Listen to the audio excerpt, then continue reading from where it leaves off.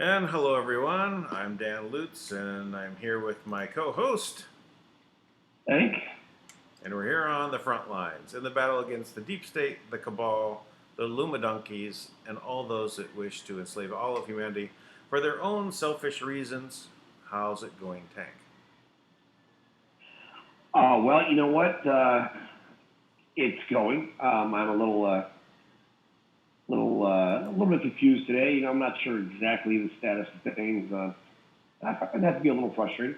You know, I guess it's part of the process, but when you know that things are going on and you are kind of, you know, looking through a glass darkly and trying to figure it out, it's a little frustrating. You know, I feel like the information is right here at my fingertips, and I don't want to misinterpret it.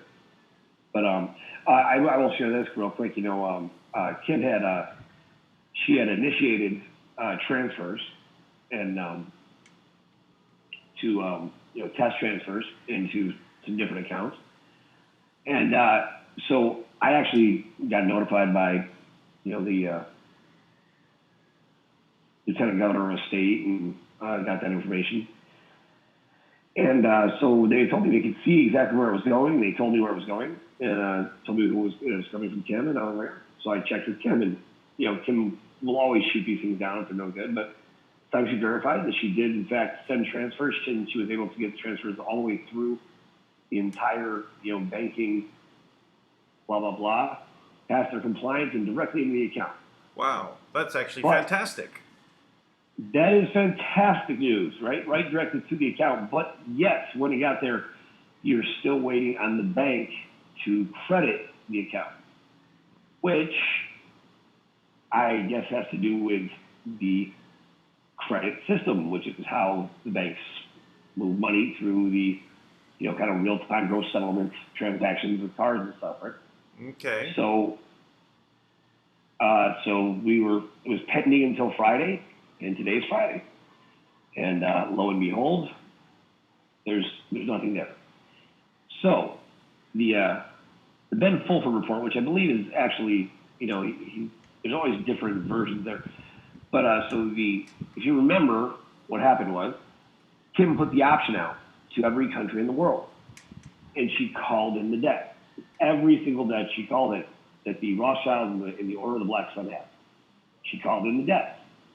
And she said, now, here's the option. The Rothschilds and the Order of the Black Sun, they took out loans in your name, right, for your country.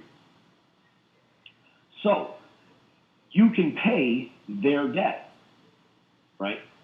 Or I can take the allocated funds that I have here in the trust for you, pay off the debt, and you can assume the debt that now the Rothschilds will owe you, right?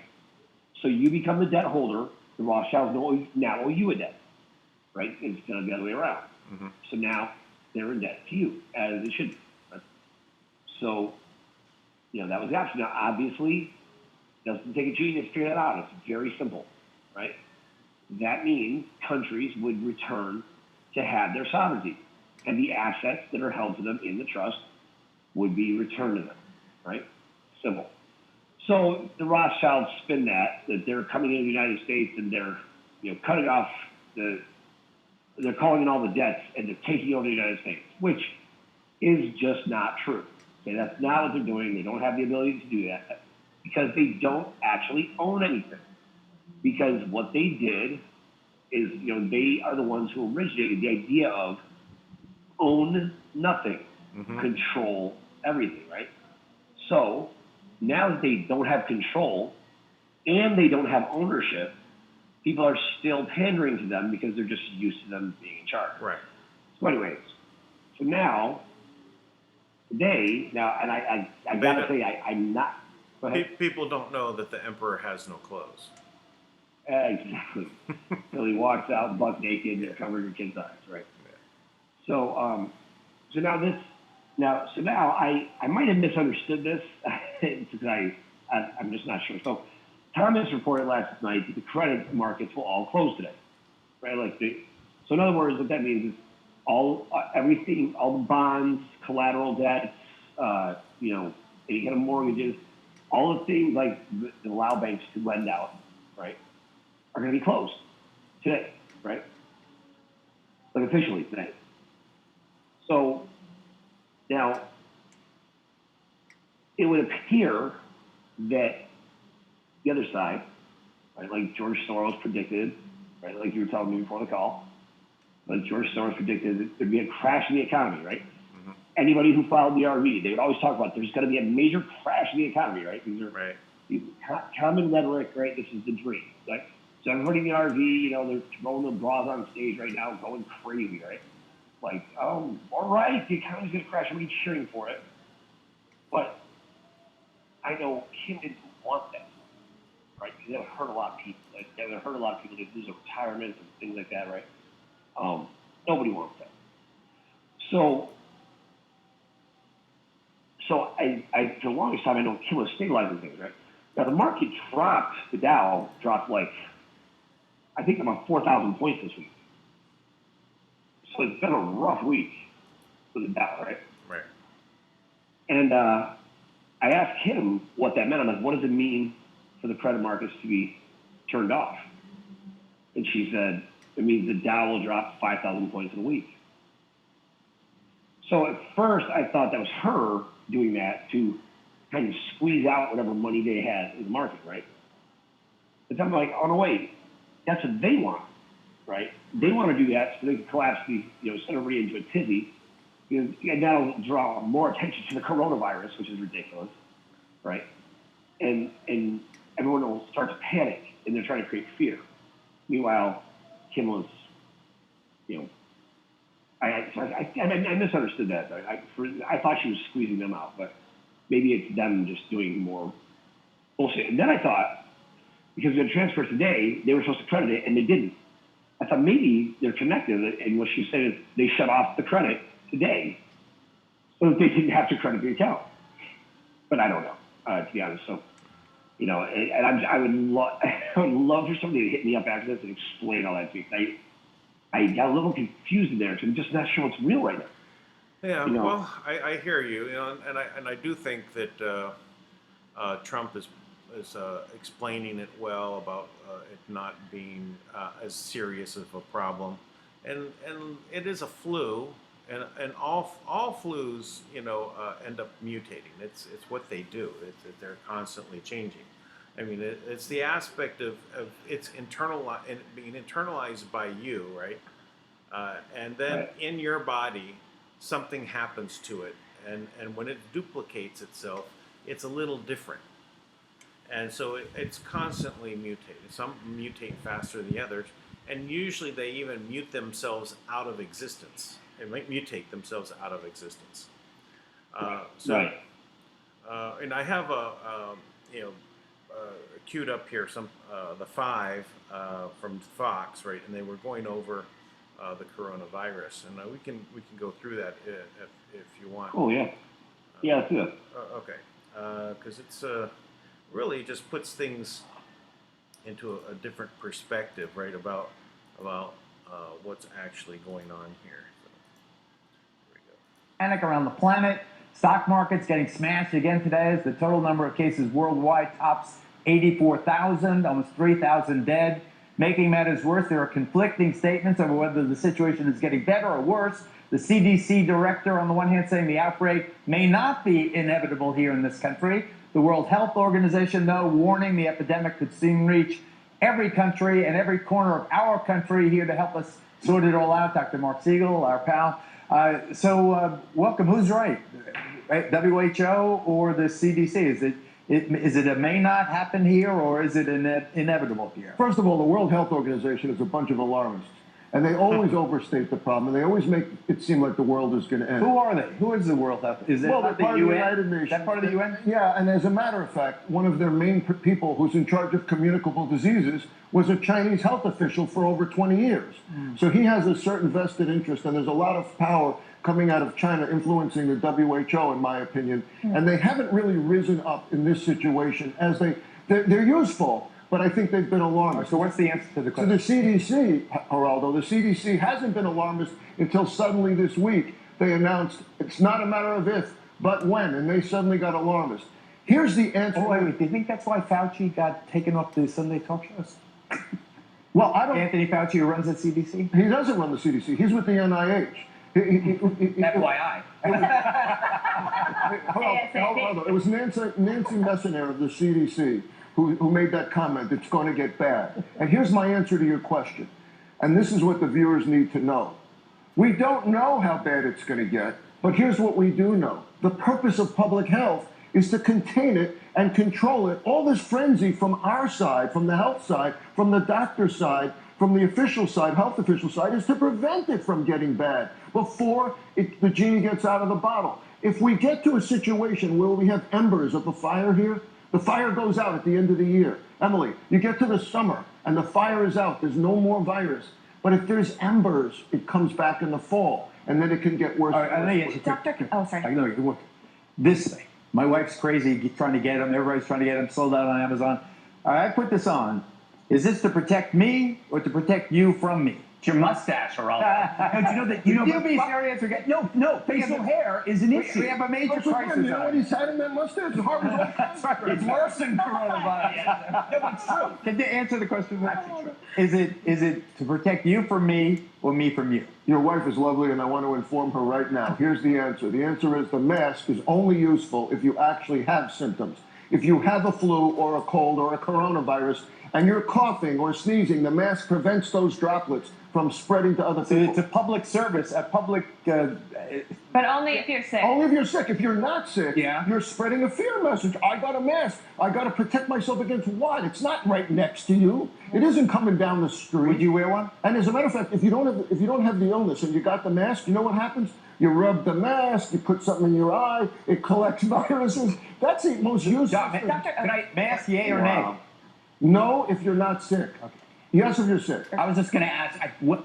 So there's a major piece of information. Right? You have the doctors telling you it's going to prevent other people from getting sick from you, not you, Right. not protecting you from the. It's not like you're now have this force field against the virus, right? I mean, if you open your eyes, I mean, like the germs and particles could just as easily go into your eyes yeah. as they could into your mouth or nose. I mean, like a virus travels. Well, they just need a mask that covers your eyes as well when you go out and drive and things like that. And this will be the justification for why Sharia law should be implemented and everyone should be covered. There you go. So this is one of these things that is very fear driven, right? Is these masks. My wife had bought a thing of masks. She was watching everything from China, everything. So she went and got this whole thing of masks, and she's going around and she's wearing the mask around here, right? We have no neighbors, right? We literally have like one neighbor, right? An elderly couple. But besides that, we're kind of insulated. There's no people around. Chances of getting the virus, nil. But she's still wearing the mask. Right? So I told her, "It's all right. Are you sick?" And she says, "No, I don't want to get sick. No, I mean that's what you." And that's so I'm trying to explain it to her. It doesn't, but still, she doesn't get it, right? She says, "No, I'm protecting myself." She said, "Look, everybody's doing it. So everybody's wrong." Yeah, I know, and which is exactly why you should never do that. Like, whenever I see people wearing a mask, I'm like, what are you doing? Like, are you a superhero? I mean, are you hiding your identity? I mean, actually, Rachel, the RN who she's got her own YouTube page, like if you're going to be able to work with her a little bit. She's got like these great masks, right? Because they were forcing the nurses like get vaccinated and like different things like the flu vaccine. And if you did that though, you had to wear a mask. So she had these like really like vicious looking masks, and she wear at the bottom. And it was like a skull mouth.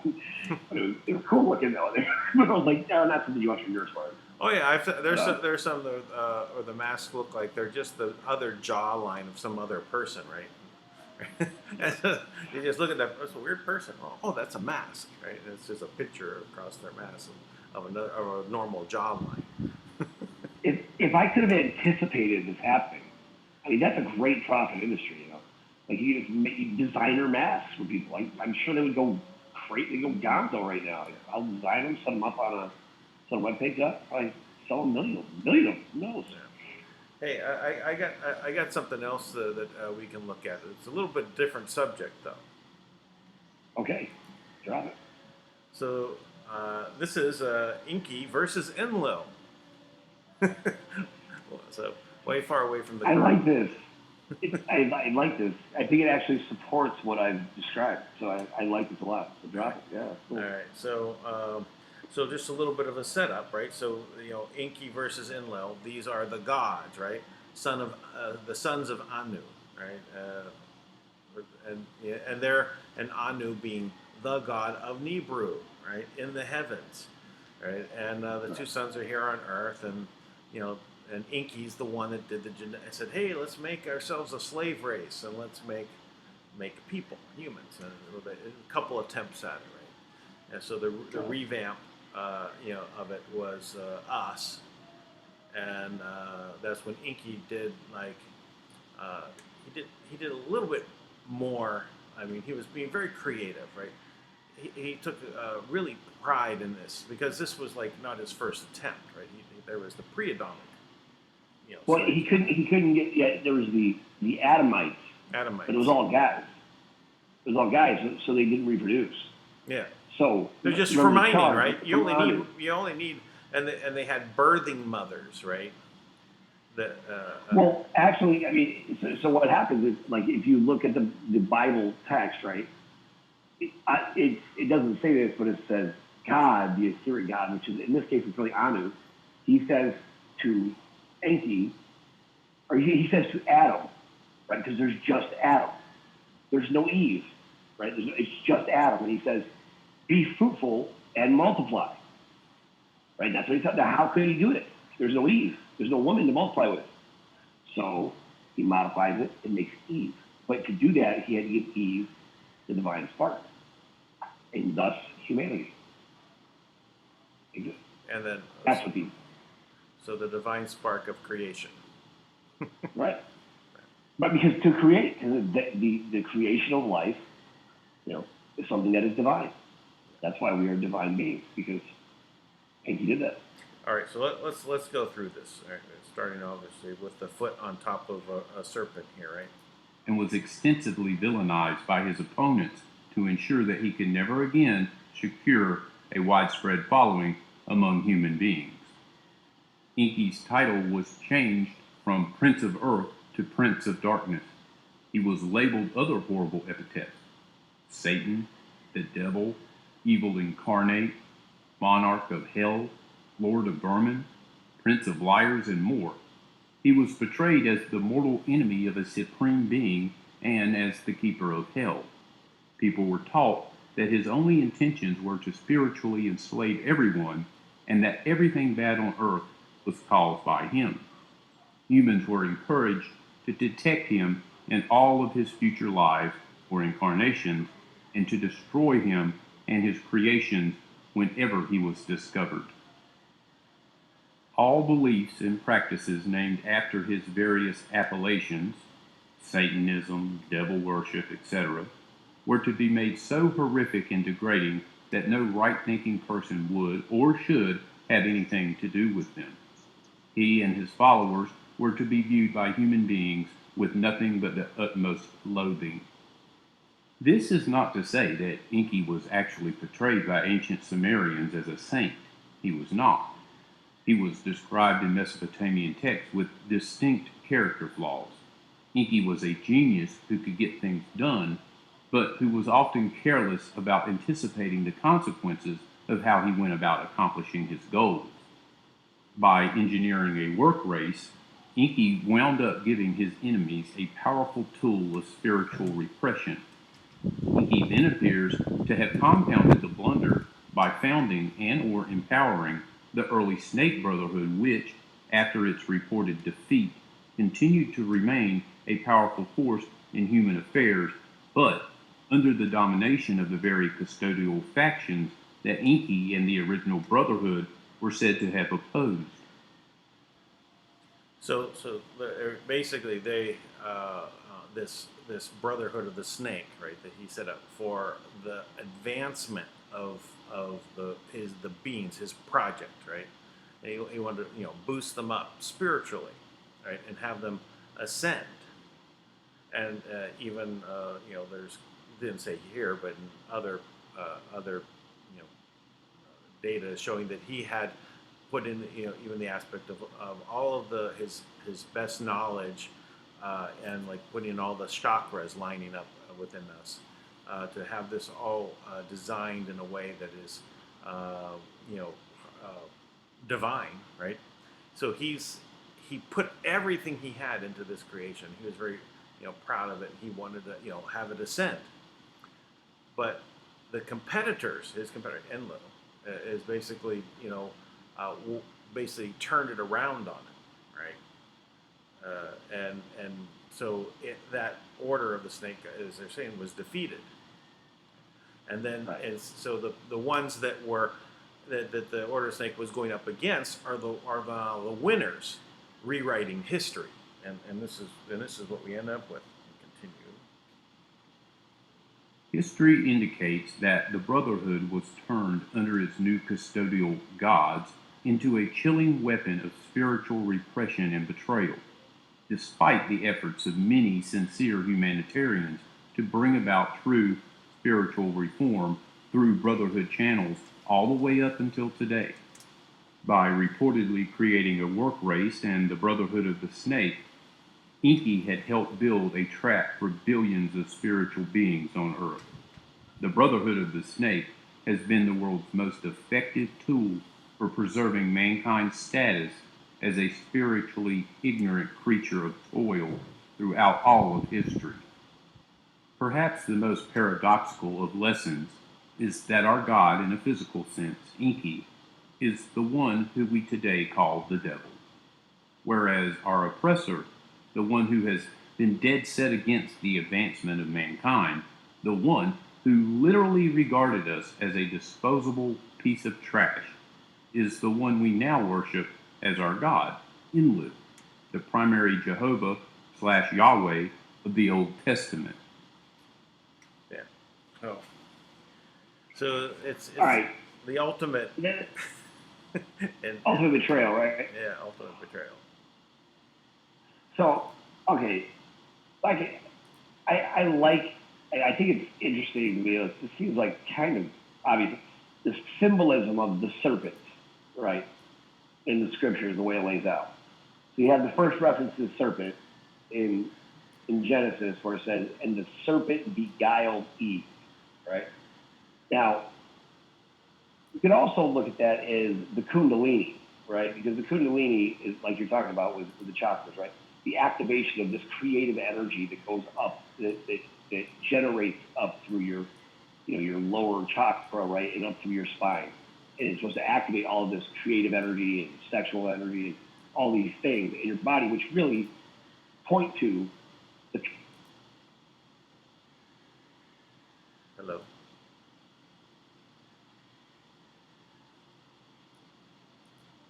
Hello. You're muted, just in case you did not know. Well, I'll continue. So, yeah. So this system of ascension that was put into place by Enki was meant to actually have his creation rise higher than his race.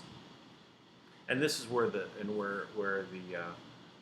problem came in, right? Is that everyone else said, well, they're going to be better than us. They're going to be. We have to suppress that, right? We have to stop that. So what they did ended up reversing everything, and the ultimate twist in this is to get people in these in the control structure of the populations of the world to participate in a Luciferian worship, devil worship, satanic worship, communism, to get them all in, because they get power, to get them to do all these horrific things to their own species, to humanity, to do it against themselves. This ultimately shows that it is completely wrong. Not saying that that Enki was the devil that had these intentions to have all of his creation go out and want to self-mutilate, eat itself, take its children and destroy their children. Not at all. That's the other side that we've been fighting, but in disguise. They're sitting there as the one saying, "Oh, well, we're the good side. This is the one you want to." But it's obviously, it's now so blatantly obvious that there is a big difference between the two sides, right? And that what we're really seeing is only one side. We're not seeing, the cabal presentation of a good government and religions around the world as them doing good things. We're not seeing that. And also from the satanic side, we're not seeing that either, right? So both sides are really considering themselves opposite, but they're just one side. They're just one piece. Whatever Enki had started with the snake cult, whatever that was, whatever its purpose was, we don't see it anywhere. So this is what was what they've done is got us to turn against ourselves. Since we really don't know, what the true history is, who did what and when. A lot of it is rewritten and written over again. We just need to go by what our hearts are, and our critical thinking. Oh, you're back? No, keep talking. I'm listening. Yeah, and go by your critical thinking and your heart, and just throw away all of that past, information that was put out there. I mean, you can draw upon it for lessons and things like that, but we really have to start thinking about this from just a logical and heartfelt position, right? Don't start putting labels on the other people. Be concerned about yourself.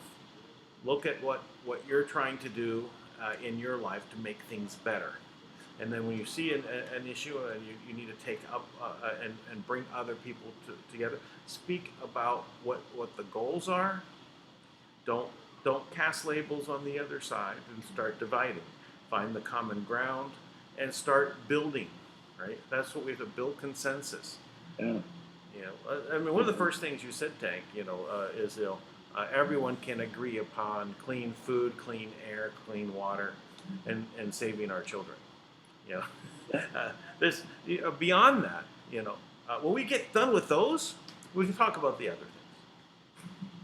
But we can respectfully disagree, right? Yeah. After that, we can't disagree on most things. We have to hit. Just to start. That's just to start. Well, I mean, one of the things where it's immediately at issue is this, after birth abortion, also known as murder, infanticide. I know. Yeah. How is that even an argument? And to have it fail, right? And by 6 votes, and there are six people that were presidential candidates. Not all of them are still in the race. All basically voted against it. That are all out of the Senate. Isn't it unusual to have so many senators running for president? I mean, I know that it's something that happens, right? You know, a senator runs for president. You know, hey, you know, Obama, hey, Hillary, Mhm. but you usually don't have like, you know, so many at one time, right? They're usually other people that are running, you know, governors or, but now it's all senators. Why is that? Think maybe that they had something to basically hide, so they wanted to basically use it as protection, a shield. I'm running for president. You can't talk to me about, you know, what I did in the Ukraine, what money got passed back to me in the form of you know, back channels into my personal accounts. Right. All this money raised. So I think a lot of that has to do with what it is, and I think that it pretty much. My understanding is that it's all the Democrats are have received money in some form or another from these kickbacks. It's their funding system. They fund the money outside the country, it leaves, and then it comes back in. And a lot of the lower end politicians in the Democrat Party, they just get campaign contributions that keep them in, right? Until they can get enough dirt on them, rising up in their ritual systems, you know, to you know, get more dirt on them so that they have more control over them, to give them more power, which means they end up getting also more money. Right. It's shameful. I mean, I can't even fathom that this is even a discussion. You know, it's disgusting. It's giving. I mean, it's literally paying homage to a satanic, you know, a satanic, bloodthirsty God, right? And that is, it is defined. If you look at what it actually is, it's with this whole principle, the story that we started talking about, right? It's these two brothers, right? One creates life. So, to bring out the best from that brother, the other brother has to create death, right?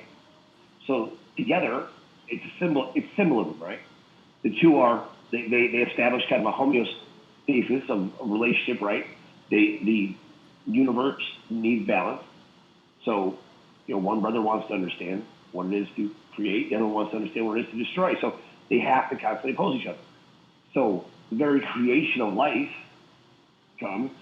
So the other side has to say, yeah, we can kill them. I mean, that's why they went there, right? For that child to die. That's like saying that if someone tries to commit suicide and they live and they're living, then you should finish off the job for them because that's what they came there for. You know, like, well, they were trying to kill themselves. I'm just respecting what they did, right? Well, like, no, it's murder, right? It's murder if you will. Well, I don't know. Your argument is going to hold too much with the Democrats. I think they might agree. Well, yeah, we have to help the system kill themselves. Yeah, well, because they're still honed in on the genocide plan. Right. They still are into the death side. Well, so look, I started saying this before I interrupted by this call, but this is, I think these principles are really solid, right? Like, if you look at the first reference to the serpent, serpent beguiles Eve, right? So that's Enlil. He's the serpent, right? And he beguiles Eve. So in other words, he seduces her. So it was Enlil that basically seduced her. Yeah, right. Who we also call Marduk, right? But it's Enlil. So he seduces her, right? He seduces her, and I thought Marduk was Enki's son. No, they say that, but it's not true. Right. It's not true. They're the brothers. So then you have Enlil, right? He seduces Eve, but also activates her Kundalini, right? At a young age, right? I bet he did. I bet he actually. I'm telling you, that's what I bet he did. Then you have. I bet he activated her Kundalini. Then your next reference in the scriptures, right, is you have the two soothsayers who work for Pharaoh, right? And there's two snakes thrown down, right? So two snakes get thrown down, like they get allegedly created by the I forget what they're called, the magicians there, right? Well, the Pharaoh, like he was considered a god. Again, that's Enlil. Then you have Moses, right? He throws down his rod, it turns into a bigger serpent, or not a bigger serpent, it turns into a serpent, and it swallows up the other two, right? It's two brothers going back and forth, fighting. Then, what you have is out in the wilderness of Sinai, they're wandering around, and they get attacked by serpents. The serpents, and everyone's dying. Everyone's dying. So what has to happen? They have to take the serpent, lift it up on a pole, and they all have to look at that serpent, right, to be healed, right, on the pole. That's why you have the doctor symbol of the two serpents, right? Right. So it's just the symbolism of this, right? But a snake in general, right, as it slithers through the grass, it only takes a blade of grass to completely block the snake's view. Yes, I don't always put their tongue out. But the symbolism is so fascinating to me, how this whole thing plays out. And then they have him sneak in and just takes over the religion. Uses the institution, right? The structure, right? Because if you introduce a structure and you have people repeat the exact same thing, and you just keep doing that, you end up creating a new reality. Yeah. And so you took these beings of powerful creators and forced them into slavery. All of us. Yeah. I mean, on some portion of us have been forced into slavery. That's why before we do anything, we ask permission. You know, like Shawshank Redemption, when he comes out of prison, and he raises his hand if you go to the bathroom. You know, like, of course you go to the bathroom. You're a grown man. Go to the bathroom. Yeah. Something's a mess. Yeah. Go ahead, man. Go ahead. It's all right. I was just going to say, you know, it's part of this time though of it's like a battle, right? And so, you know, we're fighting all this time, but we now come to the point where we actually now win this, right? And we're now free, and we now can express this, but we have to build all over again a whole new system that's not based upon that other, while that other one still exists, right? It's kind of like, you know, Trump keeping the existing debt slavery system running through all of this money that he's spending, right? And inflating the stock market, right? So all of this stuff gets inflated, but it ends up resulting in more, USD in everyone's account, and they're able to pay their bills, and they actually get breathing room, and they can even start, maybe even getting to a point where they can start their own business. All right, so deregulation. But two systems are side by side. Right, Trump's building the new one on that from where he can do, and the other system is struggling to basically